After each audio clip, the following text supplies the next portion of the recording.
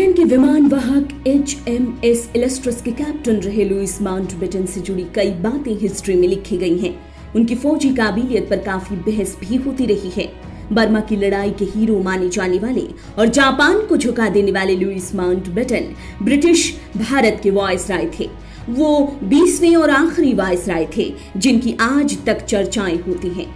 Mountbatten से जुड़ी ये पूरी स्टोरी हम जानेंगे पूरे डिटेल में, लेकिन उससे पहले अगर आपने हमारा चैनल अभी तक सब्सक्राइब नहीं किया तो जल्द कर लें। बेल आइकॉन दबाना बिल्कुल न भूलें। वीडियो पसंद आए तो लाइक करें, कमेंट करें और शेयर करें। अगर आप हमें फेसबुक पेज पर देख रहे हैं तो हमारा पेज सबसे पहले लाइक करें। एक बुक है लैरी कॉलिंस और डोमिनिक लैपियर की, जिसका नाम है Mountbatten and partition of India, जिसमें एक इंटरव्यू की बातें भी दर्ज की गई हैं, जिसमें उनका कहना था कि 18 दिसंबर 1946 को पहली दफा इंग्लैंड के नव निर्वाचित पीएम क्लेमेंट एटली ने भारत का वायसराय बनने का माउंटबेटन को निमंत्रण दिया। इंग्लैंड की जल सेना में तब माउंटबेटन बतौर रियर एडमिरल थे। साथ ही वे दक्षिण एशिया में दूसरे विश्व युद्ध के दौरान सुप्रीम कमांडर की हैसियत से काम कर रहे थे। वे इंग्लैंड और अलाइड यानी कि मित्र देशों की सेनाओं के सुप्रीम कमांडर के तौर पर काम कर रहे थे। जंग के खत्म होने के बाद वायसराय की पदवी दी जाने लगी थी माउंटबेटन को। ये पदवी पाने वाला दुनिया की 20% जनसंख्या का हेड और इंग्लैंड के साम्राज्य में ताकतवर व्यक्ति होता था, जो महारानी के बाद सबसे ताकतवर था। इस पद को ठुकराना आसान नहीं था। माउंटबेटन काफी कंफ्यूज हो गए क्योंकि तब भारत में हालात बेहद चेंज हो गए थे। ब्रिटेन की लेबर पार्टी की सरकार ने भारत को स्वतंत्र करने का ऐलान किया था, तो वहीं इंडियन नेशनल कांग्रेस और मुस्लिम लीग की जो मिली हुई अंतरिम सरकार थी वो नाकामयाब थी। देश में दंगे का माहौल था। जिन्ना को पाकिस्तान चाहिए था तो वहीं कांग्रेस को एक भारत। कांग्रेस और मुस्लिम लीग के बीच वायसराय लॉर्ड वावेल किसी समझौते पर ला नहीं पाए और पहले भी एक लॉर्ड इस काम में असफल रहे थे।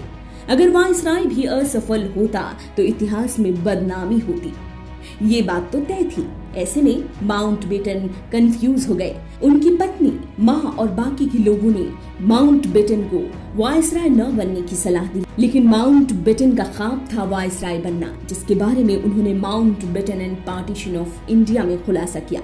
वे बताते हैं कि ये ख्वाब उनकी आंखों में तब से पलने लगा था जब 1921 के दौरान भारत आए वो और वायसराय की शानो शौकत देखी। आज उनका ख्वाब पूरा होने वाला था तो वो कैसे पीछे कदम कर लेते।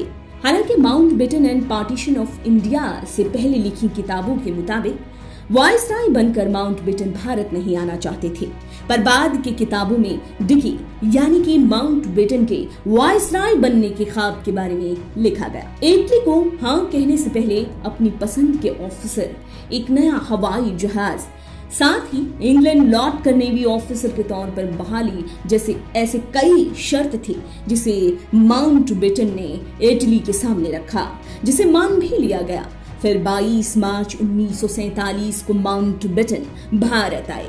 कौन जानता था कि भारत की तकदीर माउंटबेटन के हाथों लिखी जानी थी। माउंटबेटन ने ये समझ लिया था कि मोहम्मद अली जिन्ना कितनी भी सेफ रहे, पर उनको समझाना नामुमकिन था। Mountbatten and partition of India के मुताबिक जिन्ना एक अड़ियल नेता थे जिसकी वजह से भारत का बंटवारा हुआ। डिकी 1946 में मलय यानी कि मलेशिया में मिल चुके थे जवाहरलाल नेहरू से और सफलता के लिए महात्मा गांधी को अपने साथ करना होगा ये भी समझ गए थे और गांधी के बारे में सब कुछ उन्होंने पता लगाया, जितना कि खुद गांधी भी न जानते हों अपने बारे में। बताया जाता है कि गांधी से मिलने के लिए माउंटबेटन ने हर हफ्ते सोमवार का दिन तय किया था, क्योंकि इस दिन गांधी का मौन दिवस होता। क्योंकि माउंटबेटन को ऐसा लगता कि बहस करके गांधी को बंटवारे के लिए मनाना काफी मुश्किल होगा, तो वहीं गांधी उन्हें पुराने लिफाफे में माउंटबेटन के हर प्रश्न का उत्तर देते, जिनसे माउंटबेटन इतने प्रभावित हुए कि इन पुराने लिफाफों को उन्होंने अपने साथ जीवन भर रखा। भारत में तब गृह युद्ध के हालात थे। ऐसे में डिकी समझ गए कि फैसला जल्दी लेना होगा। मई 1947 को डिकी फैमिली के साथ शिमला गए और नेहरू को भी साथ ले गए, जहां उन्होंने मसौदा दिखाया जिसको कि ब्रिटिश संसद की तरफ से मंजूरी मिलने वाली थी। माउंटबेटन ये चाहते थे कि नेहरू प्लान को देख लें और उसमें चेंजेस करना हो तो कर दें।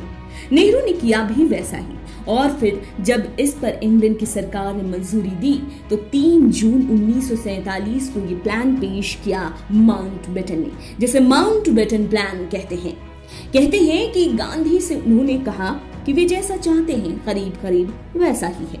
यहाँ तक कि इसे गांधी प्लान कहा जाए तो बिल्कुल भी गलत नहीं होता।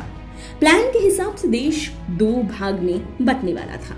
दोनों को ही डोमिनियन राज्य का दर्जा मिलना था। बंगाल और पंजाब के टुकड़े होने थे। वहीं राजे राजवाड़ों को उनके आजाद होने या फिर मिल जाने की छूट दी गई थी। 15 अगस्त 1947 को अंग्रेजों के देश छोड़ने की बात कहकर तो माउंटबेटन ने सबको हैरान किया था।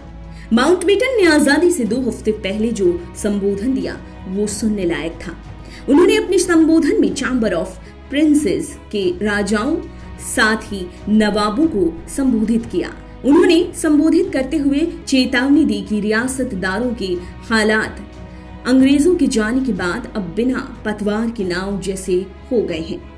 ऐसे में उन्होंने भारत में विलय नहीं किया तो इससे जो अराजकता फैलेगी उसके वो खुद जिम्मेदार होंगे। माउंटबेटन ने कहा कि आप अपने सबसे नजदीक पड़ोसी यानी कि आजाद भारत से नहीं भाग सकते। लंदन की महारानी भी आपकी सुरक्षा की जिम्मेदारी नहीं लेगी। आजाद होने का आप ख्वाब न देखे तो ठीक होगा और भारत में विलय को मान ले। इस संबोधन का असर कुछ यूं हुआ कि 15 अगस्त 1947 तक करीब सभी राजाओं और नवाबों ने अपने हस्ताक्षर विलय की संधि पर कर दिए। रामचंद्र गुहा अपनी बुक इंडिया आफ्टर गांधी में वायसराय का जिक्र करते हुए लिखते हैं कि भारत के लिए सबसे बड़ा योगदान था। माउंटबेटन 21 जून 1948 को इंग्लैंड लौट गए। माउंटबेटन का क्या हुआ? दरअसल माउंटबेटन 21 जून 1948 को इंग्लैंड लौट गए। जैसा कि पहले से तय था, उन्हें ब्रिटिश नेवी का ऑफिसर बना दिया गया। फिर 1956 को उनको सबसे बड़े अफसर एडमिरल ऑफ फ्लीट का पद दे दिया गया और इंग्लैंड की हिस्ट्री में इस तरह से माउंटबेटन अकेले ऐसे शख्स हुए जो कि वायसराय और एडमिरल ऑफ फ्लीट बने। 1979 के 27 अगस्त को आयरलैंड की टेररिस्ट पार्टी IRA ने ऐसा क्या किया जिसने लुइस माउंटबेटन की जिंदगी ही ले ली। दरअसल माउंटबेटन की नाव को IRA ने बम से उड़ा डाला जिससे माउंटबेटन मारे गए। एलेक्स वॉन तुंजलेमन के द्वारा इंडियन समर में लिखा गया कि उनका शव पानी में उल्टी तैरती मिली। माउंटबेटन ने अपने दोस्तों से एक दफा ये कहा था कि वो समुद्र में आखिरी सांसें लें, ऐसी उनकी इच्छा है। आप देख रहे हैं नेट्रिक न्यूज, साहस सच कहने का।